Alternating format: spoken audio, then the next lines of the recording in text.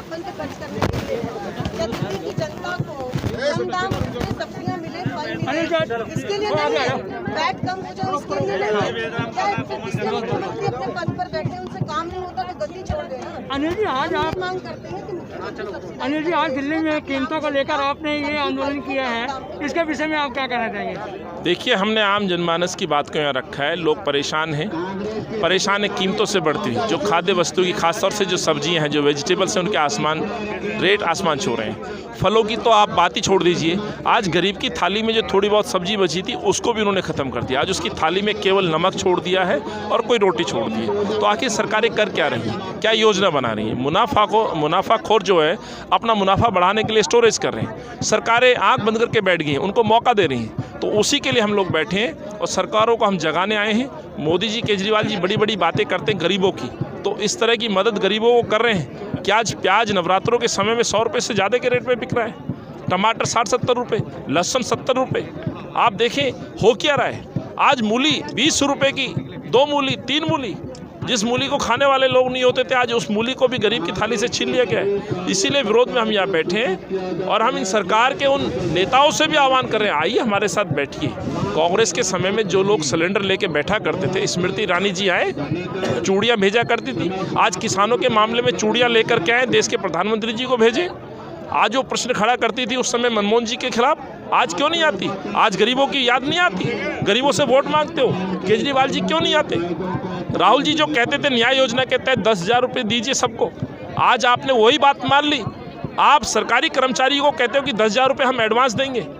आपकी बात में राहुल जी की बात में फ़र्क सिर्फ इतना है कि राहुल जी कहते हैं कि हर गरीब की अकाउंट में 10,000 रुपये दीजिए, जिससे कि इकोनॉमी में पैसा आए, लोग को क्षमता हो खर्च करने की, रसोई में अपना राशन लेकर के आ सके।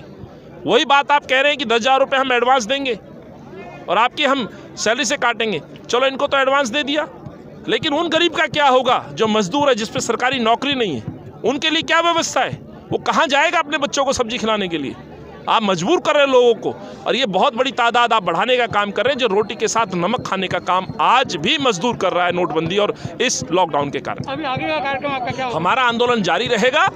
इन रेटों पर नियंत्रण सरकारों को करना होगा। सरकारों को सरकारी रेट पर सब्सिडी के तहत मोहल्ले में जाकर के सब्जियों को उपलब्ध कराना होगा। इस कमी की पूर्ति करनी होगी। केजरीवाल की जिम्मेवारी है, देश के प्रधानमंत्री और खाद्य मंत्री की जिम्मेवारी है, इन सरकारों की जिम्मेवारी है। और कांग्रेस पार्टी ये लड़ाई लड़ती रहेगी। इसको चाहे मोहल्ले वाइज जाए, कांग्रेस का कार्यकर्ता, महिला कांग्रेस इस काम को अंजाम तक लेकर के जाएगी। क्योंकि आज हम लोग विपक्ष में जिस भूमिका में है, कांग्रेस पार्टी ये कहना चाहती है, पहली मर्तबा बेशक ये रेट ना बढ़े हों, लेकिन कांग्रेस के समय में और इस समय में सबसे बड़ा अंतर यह है कि कांग्रेस मुनाफाखोरी के खिलाफ आंदोलन चलाती थी, और ये लोग उनको फायदा पहुंचाने के लिए अपनी आंख बंद करके अपने घर में बैठ गए और अपना चेहरा चमकाने के लिए आए दिन बयानबाजी करते हैं। आए दिन नई नई योजनाओं का आप प्रचार प्रसार तो करते हैं, लेकिन गरीबों की थाली की तरफ आप नहीं देखते। यही बात हम कहना चाहते हैं।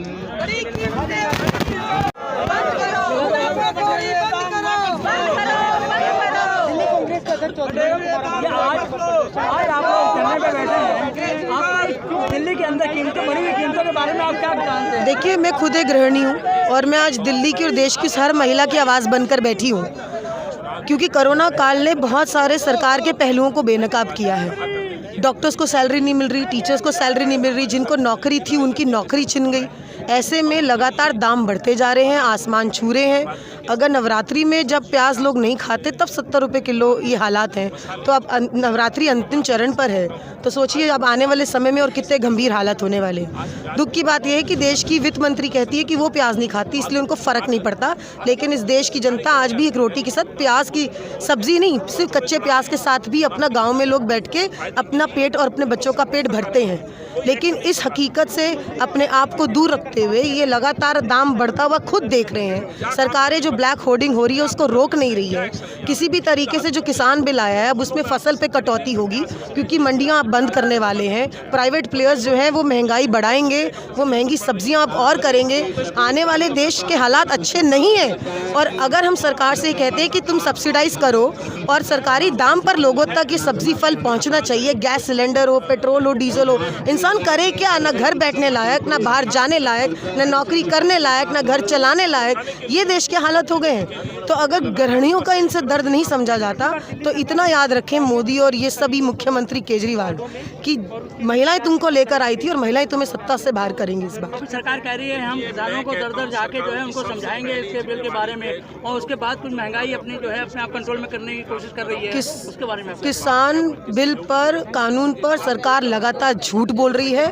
एमएसपी का वादा नहीं है, सरकारी प्रोक्योरमेंट नहीं होगी, आढ़तियों की नौकरी चली जाएगी। इस देश में मंडियों में लाखों लोग आढ़ती जो कि सरकारी टैक्स दे के, फीस दे के काम करते हैं बेचारे, उनको ये उखाड़ के फेंकना चाहते हैं। उसकी जगह प्राइवेट कंपनी की ऑन रोल, पे रोल पे जो लोग रहेंगे उनको काम देना चाहते हैं। अरे इस देश के अगर तुम आधारशिला हिला दोगे, इस देश के अन्नदाता को हिला दोगे, इस देश की सोने की धरती तुम कोड़ियों के भाव बेचने की कोशिश करोगे और सोचोगे कि कांग्रेस पार्टी चुप रहेगी, किसान चुप रहेगा, तो ऐसा कतई नहीं होने वाला है। सड़क से लेकर संसद तक जब तक ये बदलाव नहीं होंगे तब तक कांग्रेस पार्टी लगी रहेगी। OI न्यूज एजेंसी के YouTube चैनल को सब्सक्राइब करके घंटी का बटन जरूर दबाना। खबरें कैसी लगी, अच्छी या फिर खराब, कमेंट्स जरूर करना। आपके कमेंट्स का इंतजार करेंगे। धन्यवाद।